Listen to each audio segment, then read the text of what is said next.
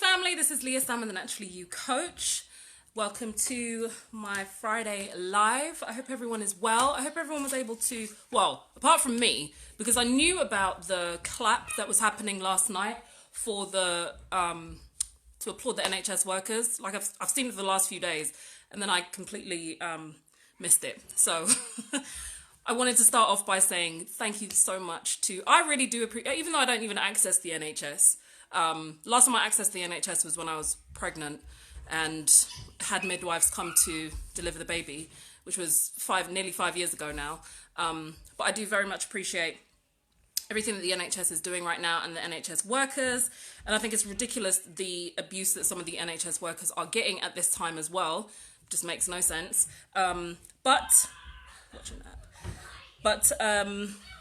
Yes. I appreciate you guys, and thank you all for coming in and joining me today on this live. So today I'm going to be talking about, so the other day I asked for people to send in questions that they would like me to talk about, or topics that they would like me to talk about during this time. And there was quite a few questions that came through. So today I'm going to be talking about eating healthy, or healthy eating, and family snacking during isolation. And during, well, you know, I think this question came from some families who are currently home learning during isolation, which is different than homeschooling, because home education or the choice to home educate, and what some families are experiencing now, which is them being told they have to stay home from work and their children have to stay home from school, and they have to, having this situation kind of forced upon them, is very different than home education, the way that we would normally facilitate it. I'm just going to take a sip of the drink that my lovely daughter made me. I'm not even sure what's in here actually, but it tastes nice. So I'm just firing up my other device so I can see comments, because I can't always see comments here on Instagram. So for the next few weeks, while my clinic is closed, I'm going to be coming on Facebook from 1 o'clock. On Fridays, I'm coming on Facebook to do a live from 1 o'clock until 1:30. And then I'll be going over onto Instagram and doing a live on Instagram from 1:30 also. So yeah, today we're going to be, so in fact, before we get started on today's topic, I just wanted to let you know that I have a podcast called Naturally You Radio, and there are 2 new episodes on the podcast that were published this week, which were the benefits of journaling, 5 specific health benefits of journaling, and tips on how to stay consistent with journaling. And that's all in light of the new book that I've just released called Health, Happiness and Harmony, which is a guided journal for holistic health for women. And this time is as good a time as any to start journaling, because most people are already aware of the mental and emotional benefits of journaling, but there are also actually quite a few specific health benefits of journaling as well. And then some people find it difficult to stay consistent. So the other podcast I did shared 4 tips on how you can stay more consistent with your journaling, because right now even if you don't suffer from anxiety, it can be quite an anxious time, not knowing what's happening, not knowing how long the lockdown is going to last, not knowing when you can go back to work, when your children can go back to school. It's quite an anxious time, and journaling is an opportunity, or you can use journaling as an opportunity to help to release those concerns, ideas, thoughts, questions in a safe space. And whether that's you using some blank pieces of paper, or a cheap notebook from the pound shop, or a pretty hardback guided journal with quotes and colouring images, which is what Health, Happiness and Harmony is. However you choose to journal, journaling is brilliant at this time. Also, if you are following me on Instagram, there's a recipe of how you can make your own hand sanitizer, because again, cleanliness is very important right now. Everyone's being encouraged to wash their hands even more regularly than normal. And if you are out and about, which we shouldn't really be out and about that much, but if you do need to be out and about and you want to just keep yourself protected, then there's a quite simple recipe, involves 4 ingredients, that you can make your own hand sanitizer, and it's quite cheap as well, so you don't have to pay the ridiculous prices that some people are charging online. You can make it in large quantities, put it into small bottles, and then give one to, keep one in your car at home, so you can keep yourself protected in that way. And if you want to join the mailing list where so you can find out about the latest articles and videos and podcasts and all those kind of things. You can find the link to be able to do so on my website, thenaturallyyoucoach.com. And of course, if you want more one-to-one support at this time, or online, or access to an online program that can help you to focus more on your holistic health during this time, because some people might want to use this time to build their health naturally because they are not at work and they're not, doing school runs and things like that, then you can find out more about the work that I do as far as one-to-one coaching at thenaturallyyoucoach.com/coaching. So, I cannot see comments at the moment. So if anyone is commenting, I apologize because I cannot see you at the moment. But we're going to get started with the live. So again, like I said, I asked for people to send in questions, and you're still welcome to send in questions now if you have questions or things that you want me to talk about as far as natural health is concerned. But today we're specifically going to be talking about how to stay healthy and family snacking during isolation. Now, the specific questions were how to stay healthy or how to eat healthily when you can't get access to fresh produce, healthy snacks for children while you're on lockdown, and easy family snacks. So the first thing I wanted to talk about was planning. So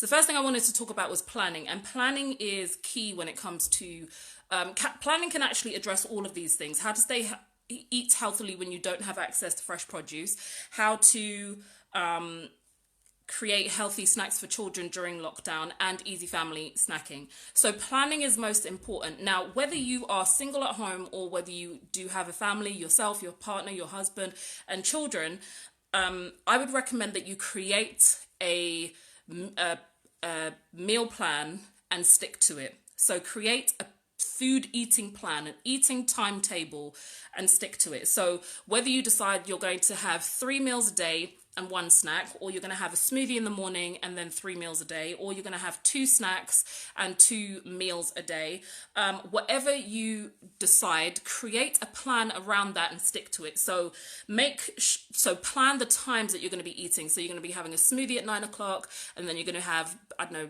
your breakfast at 10:30 or 11, then you're going to have lunch at 3, and then you're going to have dinner at 6. So you're going to put times around the meals that you've decided to have, and then you're going to let everybody know about it. So you're going to let everyone in the house know, from the grandparents in the house down to the babies in the house, everyone, these are the times that we're going to be eating. And, print it out, write it out, put it on a notice board, put it up somewhere. Because what this is going to do is going to stop your children from asking for snacks all throughout the day. And I know that some parents are right now thinking, oh my gosh, my children are eating me out of house and home, because they're asking for snacks every 2 seconds. Now, sometimes your children are asking for snacks out of boredom. It's not because they're actually hungry. They're just bored and they don't know what else to do, and they want to snack on something. The reality is right now, some children might be feeling a range of emotions due to what's happening. So that could be contributing to them wanting to eat. They might be comfort eating because they're like, oh, I'm not at school, I can't see my friends, I can't go outside, I can't go to the park, can't go to the, trampoline parks like I would normally do. It's sunny, I want to go and play football with my friends. So your children might be going through a range of emotions where they want to comfort eat as well. So they might be just constantly wanting to eat just because of those reasons. So, when you have a clear structure in place, you can say to your children, okay, these are the times we're going to be eating. So there's no point in asking for food between these times because it's not happening. These are the planned times that we're going to be eating. So when you have planned out the times you're going to be eating, then you can work out what you're going to eat during those times. So what exact smoothie you're going to have, or what the snacks are going to be specifically, and what the meals are going to be specifically. The benefit of that in this situation is that you can plan what you're going to shop for. So when you go to the shop, you know exactly what you're buying, and you're not just buying a load of fresh produce that you're not sure what you're going to do with when you get home. You're buying food for the plan that you've put together. The other benefit of that is that if you know that you can't get access to as much fresh produce now as you normally would be able to, you can plan meals that don't require as much fresh produce as you would normally get. So you would plan more soups and casseroles, or things that you would bake in the oven, those types of things, as opposed to salads and those types of things. Now, some people do have access to fresh produce. They're just not able to go out and get it as much, and they're limiting the days that they go shopping, or they've got food delivery slots where food is being delivered to them from the supermarket. So again, you can plan the days that you know you're going to be getting fresh produce. You would add fresh produce to your meals on those days, but not on days like 3 days after the shopping has come and you will have probably run out of fresh produce. On those days, you wouldn't plan in as many meals with fresh produce in them. When you do not have access to fresh produce, the next options would be to get your hands on as many frozen fruits and vegetables as you can. Frozen fruits, I think, are actually quite a good alternative, especially things like berries. Most berries, things like mango, they retain quite a lot of nutrients even when they've been frozen. Obviously, they're not as good as fresh fruits and vegetables, but they are an option. And I would recommend that you go to the frozen fruits and vegetables before you go to the tinned fruits and vegetables, because most tinned fruits and vegetables have been cooked and then preserved, whereas frozen fruits and vegetables, most of the time they don't have to be cooked before they get frozen. So the only level of processing or minimal processing that they would have experienced would have been freezing before they got frozen, and then you can have them. You obviously can't treat frozen vegetables and fruits the way that you can fresh fruits and vegetables, but it is a good alternative if you can't get your hands on as much fresh produce as possible. The other thing that you can do is, if you can get your hands on dried beans and seeds, now is an opportunity for you to start sprouting. So if you can get your hands on aduki beans or chickpeas or sunflower seeds, pumpkin seeds, you can go online, go on YouTube, and there's lots of tutorials that actually teach you how, mung beans are amazing. They teach you how to sprout beans and seeds and those types of things into sprouts. So if you get some watercress seeds, you and your children can do watercress. And the benefit of that is that you can teach your children, you can create an educational experience for your children where they can see, the cycle of growth from a seed, watering it, germinating it, blah, blah, blah, blah, into it actually growing into something that your children can actually eat. So that's one of the things that you can do. And sprouts are actually superfoods. Sprouts are actually super high in nutrients. They're quite easy to make. And don't get me wrong, you can go wrong with sprouts, because I've molded a lot of batches of sprouts. But we actually have a lot of sun. It's warmer, so sprouts will actually germinate quite quickly during this time. The other benefit is that, in fact, when you are planning the meals that you and your children are going to have, you can also then make sure that, what I would recommend is that you make sure your children have good portions of food, because the other concern is that I need to have loads of snacks in the house because the children are eating meals and then they're still telling me that they're hungry. We need to be making sure your children are finishing their meals, because what I know, my children would do this all day. If they don't particularly love the meal that they're eating, they will half finish it, and then 20 minutes later, they're asking me for food. And the only reason they're asking me for food is because they didn't finish their meals. So now is the opportunity to get your children into the habit of fully finishing their meals. And if you find that they are getting through their meals really quickly, and then they're still asking for food later on, the next time you prepare them food, you might want to give them bigger portions so that they're satiated, they're satisfied by those meals for longer, as opposed to giving them small portions. If you are concerned about feeding them multiple times. Now, some parents don't mind feeding their children multiple times. Some parents don't mind their children grazing throughout the day because they know that that's just the best way for them. But if you are concerned about constant eating throughout the day, either because it's difficult for you to get out to get food right now, or because it's and expensive to try and feed your children snacks constantly, then creating a food plan where they're only eating certain times a day can help you get around that. If you do have access to fresh fruits and vegetables right now, the other thing that I would recommend is that you aim to make half of your children's meals, half of your meals, salads, because salads are very filling. They've got lots of fiber, they've got lots of water, so they're really a lot more filling, especially when coupled with, other cooked food that you would have. So if you do get access to a lot of fresh fruits and vegetables, that's another way to make sure your children are satiated and fuller for longer, so they're less likely to ask for snacks. And the same thing for yourselves, you're just less likely to ask for snacks, because we all have our child side as well, where we want to comfort eat because we're not sure about what's going on and we're feeling anxious and we're feeling emotional, just like our children. So that would be beneficial for us as well. Now, again, your food plan might consist of you eating 6 times a day. It doesn't matter how many times it is. It's just having a plan where you and your children can see, these are the times when I can ask for food. These are the times that food is available. And just like when they're in school, because a child can't ask for snacks all throughout the day when they're in school, most of the time, unless they're teenagers and they've got stuff in their pockets or their bags. But most children don't have access to food all throughout the day. So when they come home, you can still keep them in somewhat of a schedule. Somewhat of a schedule while they're at home, in the same way that they were at school. And they will get used to it. Just because food is more accessible and visible at home, as a parent, you lay down the law, you let them know what the situation is. Even with the adults in the house, just let the adults know, listen, adults, we need to adjust to the times right now. We just can't just be gorging and grazing throughout the day.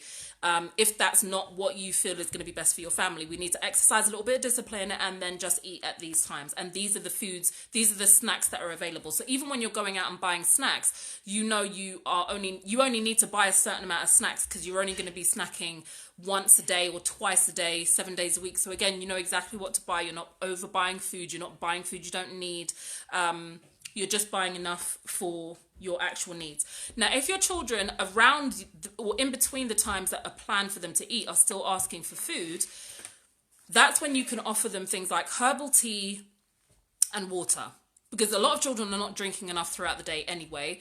Dehydration can trigger signals of hunger. So sometimes when people feel like they're hungry, they're actually dehydrated. So you can offer your children water throughout the day. You can make water fully accessible. You can make a big jug of herbal tea and the children can drink from that throughout the day. You can make some infused water. You can get a big jar of water or a big bottle of water and put some mint leaves in there and some sliced cucumber, some lemons and limes in there. With lemons and limes, what's a good thing, one thing that's useful is that if you get lemons and limes and slice them up in their skin, wash their skin very well, slice them up, put them into a mug and pour some hot water onto them first. That hot water will help to release more of the oils that are in the skin. Then once they've sat in that hot water for a few minutes, then you can pour that hot water with the lemons into a bigger container with cold water, and then more of the nutrients would have already come out of the lemons and the limes from the oils in the skin, and then you can mix it into a bigger container, and that's the one that the family can actually drink from, and they can drink throughout the day as well. So no one's going to be deprived, even when they're saying, I'm hungry, I want a snack. Okay, this is not the food time, but you're welcome to go and have some water. You're welcome to go and have some herbal tea, and you're going to be fine. Now, ideas for healthy snacks, for the healthy snack times that you have allocated. So high fat and high protein foods are going to be, and raw foods are generally more nourishing than the grain-based snacks, sugar-based snacks, obviously. So things like crudité, vegetable sticks, basically cucumber sticks, carrot sticks, celery sticks, sugar snap peas, mange tout, those types of things, baby plum tomatoes, having a plate of just those and letting your children snack on it, red bell peppers that have been cut into slices, those types of things are really filling snacks. Again, fresh fruits and vegetables are good things to snack on as well. Frozen fruit, so if you freeze grapes, frozen grapes are such a nice snack. They're such a nice thing to snack on. And I found out about those from Karen Nola, the raw food coach, years ago. And the children have always loved them. We don't buy grapes that much because one of the children does not like grapes. And then most of the grapes that are available are seedless. But right now, we don't have as many options as we normally do have. So if you still do like grapes, then frozen grapes is a brilliant thing to snack on. Frozen watermelon, frozen mango, all those things are really delicious to snack on. Smoothies. So one of your snacks, or one of your meals, in fact, could be smoothies. And if you can include things like sea moss gel, Irish moss gel, soaked chia seeds, those things make the smoothies more nourishing, more nutritious, and more filling. The other thing, if you eat animal products, is things like leftover pieces of roasted chicken, boiled eggs, tuna in, you can get tuna in glass jars that are packed in olive oil. Those tuna like that, making a tuna pasta salad and putting it in the fridge. If you are sensitive to gluten, which I think most people are, then you can make it with gluten-free pasta, and just having a batch of that in the fridge so people can just go and take a few spoons out and put it in a bowl and snack on that.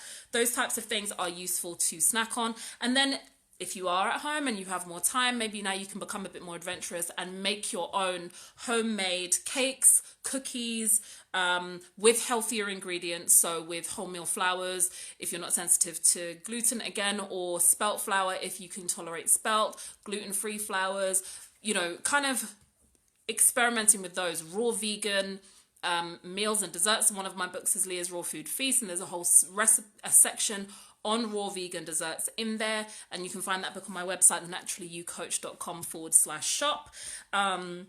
Things like, and if you are going to go for the store-bought snacks and things like naked bars, the raw vegan bars, the nut and date bars if you're okay with nuts, the baked lentil crisps, plain ready salted crisps so they don't have all the other junk in them, all of those things are snacks. The last ones are kind of more if you really don't have time or any enthusiasm for making anything particularly healthy and you just want to have some things available, then those are the better of the ones that are out there. The other thing I would say at this point is that parents, remember, you are still in charge. If your children are under a certain age, you are still in charge. You're still the one that holds the credit card, the bank card, the cash. You're the one that's still going to make the buying decision. So even if your children are like, I want this, I want that, I want crunchy nut cornflakes, I want Frosties, I want chocolate, I want Coca-Cola, and you have decided that during this time you want to have more healthier options, because obviously the reality is that if your children are snacking on all those sugar-rich foods all day, that is when this is going to turn into a something borderline like a nightmare, because they're going to be hyped up on sugar and at home, and you can't get rid of them because they can't go to school. There's nowhere else they can go and socialize. They're going to be indoors with you hyped up on sugar. So now is a really good, you have a motivating factor that can help you to wean them off sugar as much as possible at this time. And if they do feel like they are badgering you to buy stuff, don't feel pressured into buying things just because your children are badgering you, and you think that's going to be easier, because in the long run, it's not going to be easier. Because what's going to happen is if you've said no to them and they badger you enough and then you turn around and say yes, you're going to look like an easy target. You're just going to look like a soft target to your children. They're going to be like, whatever she says no to, whatever he says no to today, all I need to do is keep asking, and he's going to turn around and say yes eventually. So you stick to your guns on this one. And if that's what you have decided, that's what you've decided. If that's the plan you've put together, let them know this is the plan. However, you can also ask your children, look, these are the options for the meals that I'm suggesting. These are the options of the snacks that I'm thinking we should have. Which ones would you like best? So even though they're not their favorite foods, you're still including them in the decision. You're still letting them have a choice so that they feel included and they feel that their opinion is respected to some degree. And it's fine to say, no, you can't have these, but you can choose from any of these. And if they do love pizza and they love, chocolate and they love ice cream and all those kind of things, again, now's the opportunity for you to find the healthier recipes for these foods and with your children, put them together and make them so. And that creates not only learning experiences, life lessons for your children, but it can make this whole time a lot more easier and a lot more manageable.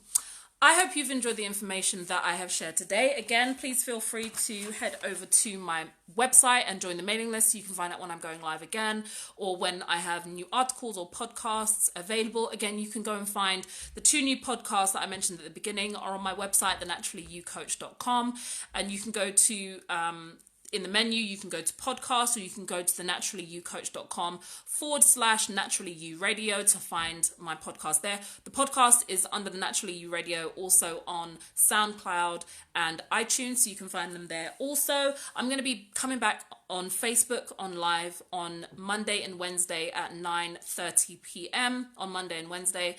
And now I'm going to be heading over to Instagram to go live there also. I hope you guys have a good day for the rest of the day today. If you do want help one-on-one, again, you can direct message me or inbox me or find out more about the services that I offer, which is anything from a 15-minute free consultation all the way up to a 12-week program. You can find out information about that at thenaturallyyoucoach.com/coaching. Take care and stay healthy.